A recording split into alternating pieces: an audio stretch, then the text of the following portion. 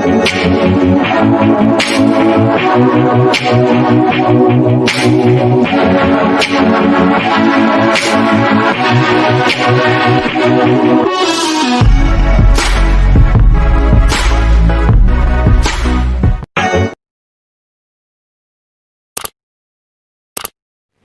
தெரியாத அன்பு உறவுகளுக்கு இனிதான வணக்கம். நேற்றைய தினம் போல் இன்றைய தினமும் இனிதான பொழுதாக அமைய வல்ல இறைவனை பிரார்த்தித்து கொண்டு இன்றைய தினம் என் சமையலறையில் என்ன சமைக்க போகின்றேன். அதாவது இன்றைக்கு பொட்டேட்டோஸ் ஒம்லெட் செய்து காட்ட போகிறேன். உருளைக்கிழங்கு 2 எடுத்திருக்கேன், முட்டை 3 எடுத்திருக்கேன், கோதுமை மாய் ஒரு 100 கிராம் மாதிரி எடுத்திருக்கேன், உருளைக்கிழங்கு 2, முட்டை 3, கோதுமை மா 100 கிராம், வெங்காயத்தாள் 2, தக்காளி சோஸ் 2 கிராம், உப்பு தேவையான அளவு, பச்சை மிளகாய் 5, மிளகுத்தூள் தேவையான அளவு, மரக்கறி எண்ணெய் தேவையான அளவு. සිංහල යාළුවෝ එමෝන්ටම සුබ දවසක් වේවා. අද දිනේ මගේ කුස්සියේ උයන්ඩ යන්නේ කෑම ඇවිල්ලා පොටේටෝස් ඔම්ලට් එකක් හදන්න යන්නේ. ඒකට ඕන කරන බඩු අල දෙකක් සාප් කරලා තියෙන්නේ. බිත්තර 3යි, පාන් පිටි ග්‍රේන් 100යි, ලුණු කොලේ 2ක්, අවුමිරිස් 5ක්, ගම්මිරිස් කුඩු, ලුණු, චෝස් එඳි 2ක්, වෙජිටබල් ඔයිල් අරන් තියෙනවා. දැන් අපි මොනවද කරන්න යන්නේ කියලා මම පෙන්නන්නම්. දැන් අපි මොනවද කරන්න යන්නේ? මේ අල එක ඇවිල්ලා මේව තියෙනවානේ, මේකෙන් பொடி කරගන්න ඕනේ ඉස්සෙල්ලා. பொடி කරලා இப்போ இந்த உருளைக்கிழங்கை சாப் பண்ணி வச்சதை எடுத்து அவிக்கல, சும்மா சாதாரண கிழங்கு தான். இதுக்குள்ளே நல்லா சாப் பண்ணி எடுப்போம். ரெண்டையும் சாப் பண்ணி போட்டு உங்களுக்கு காட்டுறேன்.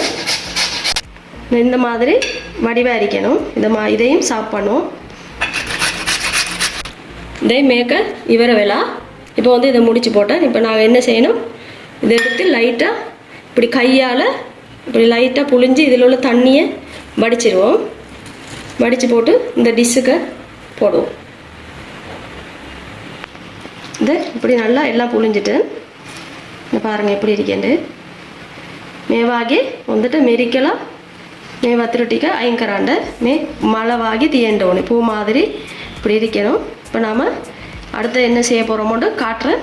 வெயிட். இப்போ நாம் என்ன செய்வோம், முட்டையை இருக்க உடைச்சி ஊற்றுவோம். 3 உடைச்சி போட்டு இப்போ 3 முட்டையும் இதுக்கு உடைச்சி போட்டோம். அடுத்தது உப்பு சிறிதளவு தேவைக்கேற்ப, அடுத்தது மிளகுத்தூள் உரைப்பு தேவைதானே, அதுக்காக போட்டிருக்கோம். அடுத்தது இந்த பச்சை மிளகாய் 5 கட் பண்ணி வச்சுருக்கேன், அதையும் போட்டுருவோம். அடுத்தது இந்த வெங்காயத்தாள்,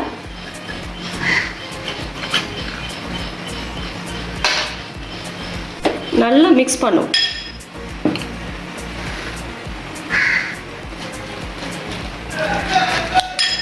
இப்படி அடிக்கும்போது நல்லா மிக்ஸ் பண்ணிடுங்க. முட்டையோடு மிக்ஸ் பண்ணி போட்டு இந்த மா கொஞ்சம் கொஞ்சமாக போட்டு இதாக்கணும்.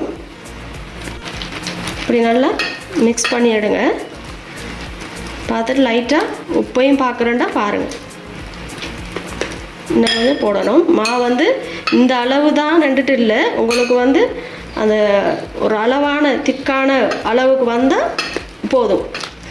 நான் 100 கிராம் எடுத்ததுக்கு அது அவ்வளவும் நமக்கு அவசியம் இல்லை.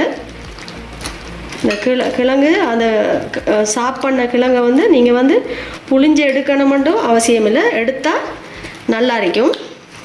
இப்படி இருக்கணும்னா இப்படி இருக்கணும் வடிவா. இந்த மாதிரி நல்லா இதாக்கி போட்டு பாருங்கள். நான் இன்றைக்கி இதுக்கு மெகி சூப் கட்டி போடலை. உங்களுக்கு தேவைன்னா நீங்கள் போடலாம். ஏன்னா மெகி போட்டால் சின்ன குழந்தைகள் நல்லா சாப்பிடும். இது நாம் இன்றைக்கி அது போடாமல் நான் சும்மா மிளகுத்தூள், உப்புத்தூள், பச்சை மிளகாய் அது மட்டும்தான் போட்டிருக்கேன். நல்லா இப்போ மிக்ஸ் ஆகிட்டு பாருங்கள். போதும். இனிமா போடுறதில்ல. இதான பிறகு நான் உங்களுக்கு அடுத்தது என்ன செய்யணுமென்று நான் காட்டுறேன். ஒன்று செய்துட்டோம். இந்த ஃபேன் அப்படி வைப்போம். அதை வச்சு போட்டு இப்போ ஃபேன் நல்லா காஞ்சிட்டுது. இப்போ ஆயில் இந்த அளவுக்கு ஆயில் போடுவோம். இதை நல்லா இப்படி செய்து போட்டு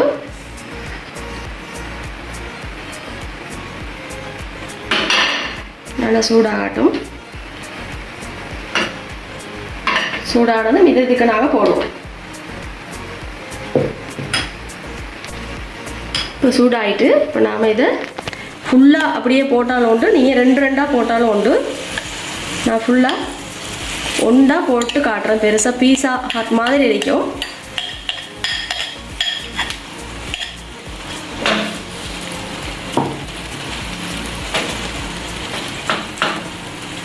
நல்லா அப்படி வரும்.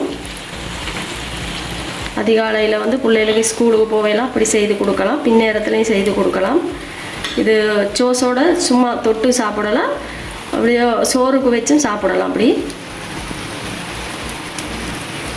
அப்படி நம்ம அடுப்பை இப்போ குறைச்சி அது இதாக மட்டும் இருக்கட்டும். இவ்வளோ வடிவாக இருக்கேன். இன்னும் அடுப்பை குறைச்சி தான் வச்சுருக்கேன். இப்போ இது மிளகுத்தூளை இப்படி தூவி விடுவோம். ஏன்னா இது நான் மிளகாய் தூள் ஒன்று போடாதால மிளகுத்தூள் போட்டால் நல்லா இருக்கும். போட்டு அடுத்து என்ன செய்யணும், இது அப்படி வரும்போது மேலுக்கு பட்டர் சரி ஆயில் சரி ஏதாவது எந்த ஆயில் இருந்தாலும் மேலுக்கு பூசி விடணும். அதுக்கு பிறகு மறுபக்கம் திருப்பி போட்டு எடுத்து சோஸை போட்டு சாப்பிட்றது தான் இருக்குது. பாருங்கள் என்ன வடிவாக பின்னுக்கால ரோஸ் கலரில் வருது. இப்போ நாம் என்ன செய்வோம், இது இப்படி மாற்ற இயலாது. ஏன்னா 3 முட்டை இப்படி மற்ற பக்கம் திருப்பி மாற்ற இயலாது. ஒரு டிஷ்ஷுக்கு அப்படி எடுத்து போட்டு மறுபக்கம் திருப்பணும். இப்படி இந்த இப்படி வடிவை எடுத்து போட்டு மறுபடியும் இதுக்குள்ளே இப்படி வச்சு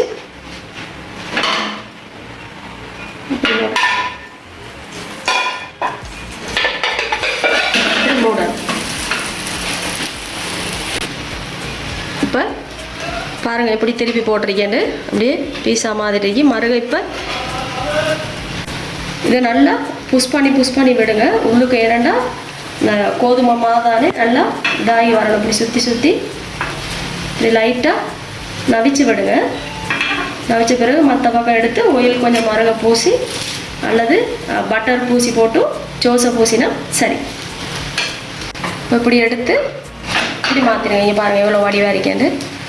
வடிவாக இருக்கு. இப்போ நாம் என்ன செய்யணும் மட்டும் காட்டுறோம். ஆயில் பூசுவோம். பூசி போட்டு மறுக இன்னொருக்கா கொஞ்சம் மகளை போடுவோம். நான் உள்ளுக்கு சில வேளை அவியாமல் இருந்தால் சாப்பிட்டு கேளாதானே, அதுக்காக அடுப்பை ஃபுல்லாக குறைச்சி வச்சு போட்டு கொஞ்சம் நேரத்துக்கு அப்படியே வைக்கணும். மறுக இந்த எடுத்து அங்கால பக்கம் இப்படி போடும். போட்டு ஒரு சொட்டு நேரத்தில் மற்ற பக்கம் திருப்பி சோஸை பூசுவோம். மறுக மற்ற பக்கம் திருப்பிடுவோம்.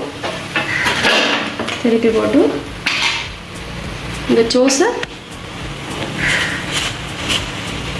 பூசுவோம். பூசி போட்டு வடிவாக கட் பண்ணி எடுக்கிறது தான் வேலை.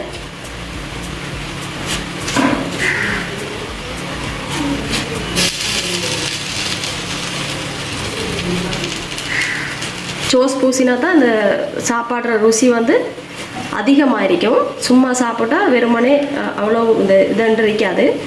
இப்போ நமக்கு பிரச்சனை இல்லை. குழந்தைகள் சாப்பிடும்போது இந்த காலை சாப்பாட்டுக்கு பானோட வச்சு கொடுத்தா நல்லா. இப்போ இதை நாங்கள் ஆஃப் பண்ண போகிறோம். ஆஃப் பண்ணிவிட்டு வடிவாக இதை இதுக்கு வைப்போம்.